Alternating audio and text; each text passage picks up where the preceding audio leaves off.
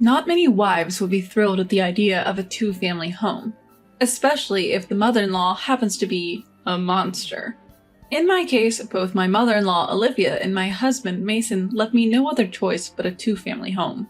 What's worse, they have been cooking up an outrageous plan without my knowledge.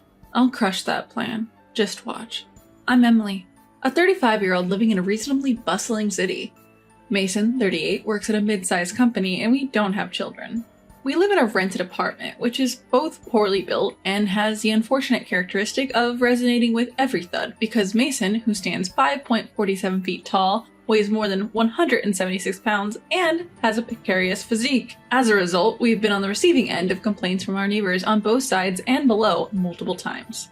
Each time we receive complaints, we apologize and I tell Mason he needs to lose weight.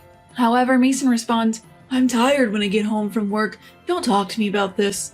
And he continues stomping around in anger, causing more noise. I've suggested to Mason more than once that we move into a well-soundproofed apartment building or rent a detached house, but he was never enthusiastic about the idea, citing convenient access to his office and his preference for being a 10-minute drive away from the city center. Then one evening, a slightly intimidating young man from downstairs came to complain loudly again.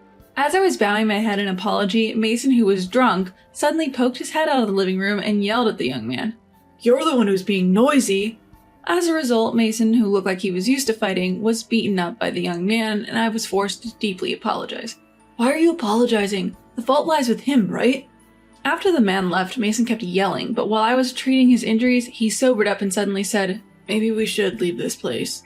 I seized this opportunity and started looking for alternatives the next day. Our primary desire was to purchase a detached house, but we both have student loan repayments from college, and it was a stretch to afford any property in an area that meets Mason's requirements.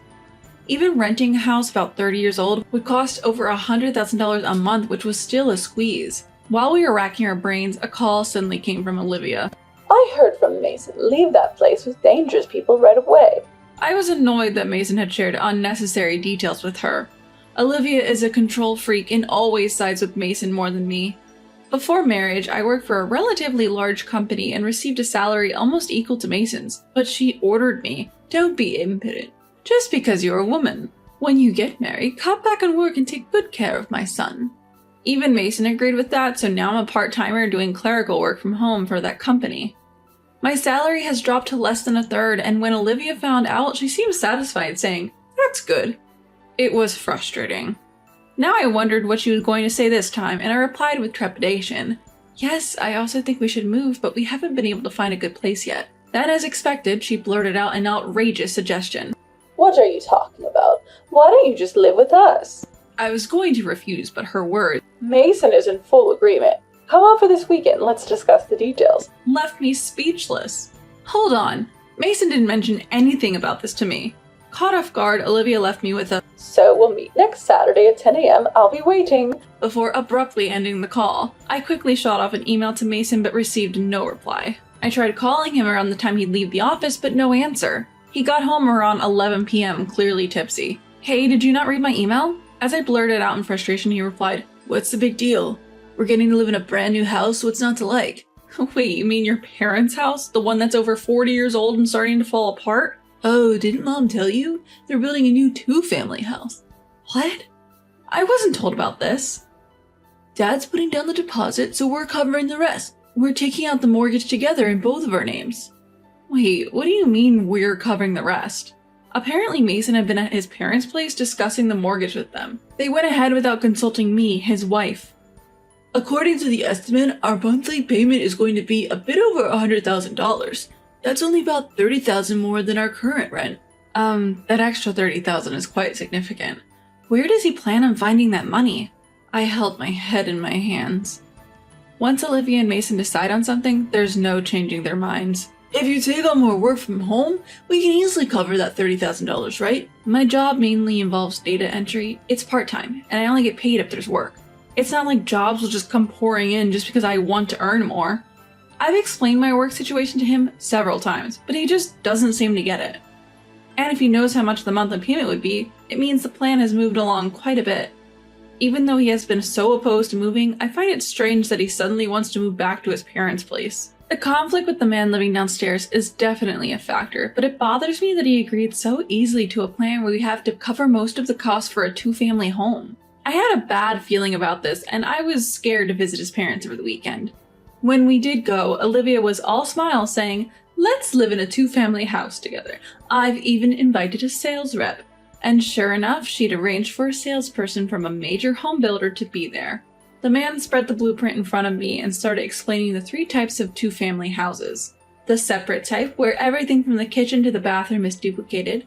The shared type, where only some parts are shared between the two families. And the integrated type, where all living spaces are shared. Of course, I would prefer either the separate or shared type, but Olivia and Mason were in favor of the integrated type. It's better for us to live together, don't you think? And the construction cost can be significantly reduced. While it's nice to save on construction costs, I have no desire, let alone ability, to live closely with Olivia. Besides, the integrated type is more convenient for raising kids, right? I'll be there to help. Raising kids? After trying for several years, we had given up on having children. I'd explained this to Olivia. Why was she talking about raising kids? Something was definitely off. Seeing my stunned silence, Mason hastily added, No, it's just in case we have kids in the future," he stuttered, trying to deflect the issue. I can't deny the possibility, and living with in-laws can be convenient when raising kids, but before deciding whether to move into a multi-family home, there was a significant problem with this potential home. The mobile phone signal was terrible. Call drops, lots of static, it was a mess. The issue seemed to stem from the house being surrounded by tall buildings. Plus, there was an old rumor floating around about the harm mobile phone signals can cause to the human body. Despite knowing that today's phones are produced under stringent safety standards, Olivia stubbornly held on to that old wives' tale, refusing to do anything about improving the signal. But that was a problem. My work involves taking orders and questions via my mobile phone, often at the 11th hour, scrambling to meet deadlines. My mobile phone is company provided and they take care of the bills. One task could involve a call lasting nearly 30 minutes, so using a landline because of a poor mobile signal could add up in call charges. Unfortunately, neither Olivia nor Mason understood the gravity of the situation. They rarely used their mobile phones at home, so they couldn't see why it was a big deal. But I couldn't let this slide. "Listen, if we move here, I can't do my job. If I can't work, we can't pay off our mortgage. I don't think we can live here after all," I pleaded to Mason. He sighed dismissively. The multi-family home we were planning to build was to be in both Mason and I's names, with both of us responsible for the mortgage payments. Mason claimed it was for a larger tax break from the mortgage deduction. In reality, there was another reason. I was taken aback that he'd made this decision without me, but if I didn't agree, we couldn't go through with it.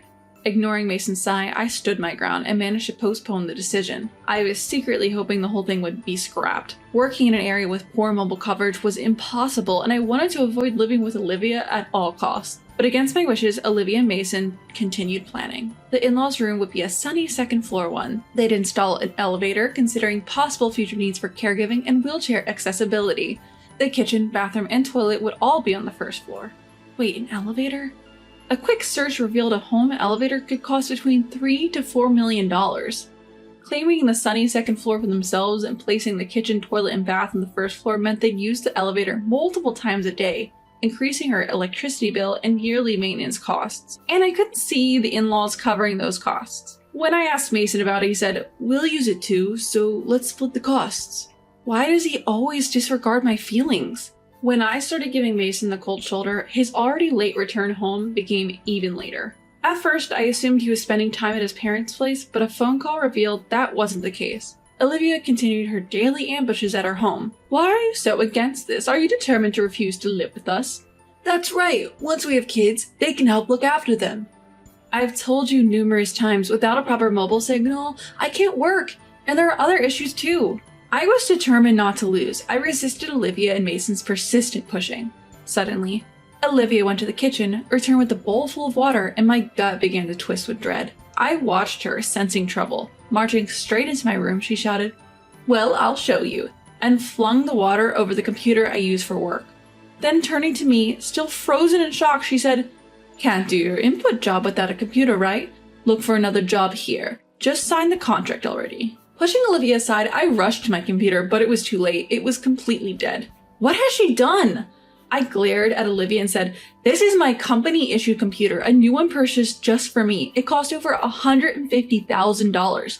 What are you going to do about it?" Suddenly, Olivia turned pale. What? I just stumbled a little and the water splashed on it. I didn't know anything about that," she blurted out, attempting to flee the scene. I caught hold of Olivia, turned to Mason, and flashed the divorce papers at him with a smile. "Let's just get divorced already. Living with Olivia is the worst. It would be so much better to get divorced right now." I had never brought up divorce before, so both Mason and Olivia were shocked. Hold on! This is so sudden! We haven't even signed the contract yet. Oh, so you're saying it's okay to divorce after signing the contract? No, that's not what I cut off Mason's faltering response. "I already know everything. You plan to co-own the house, make me pay half the mortgage, and then divorce me, didn't you?" How did you know that?" Chloe called me. At the mention of the name Chloe, Mason turned as pale as a ghost. "Yes, your dear, sweet Chloe called me. She pleaded with me to break up with you quickly. You see, Mason was cheating on me with a young woman named Chloe, and she was pregnant. According to her, Mason promised to divorce me, live with her, and move into a brand new 2-family house. He even told her that they could dump all childcare responsibilities on Olivia. Did she tell you all that?" In the face of a flustered Mason, I continued, "No wonder you wanted to co-own the house. If we co-own the property and each take our separate loans, even after a divorce, I would still have to pay off the loan I took. One tricky thing about joint mortgages is that if the named parties divorce, neither party's payments are exempted. Moreover, a mortgage is exempt from asset division, meaning even though my payments might be offset somewhat by alimony, they will not be zeroed out." After explaining this, I turned to Olivia, who was averting her eyes, and said, "It's Emily's fault for not having a grandchild." Just as I thought, Olivia was aware of Chloe and the child and was trying to welcome them into this home.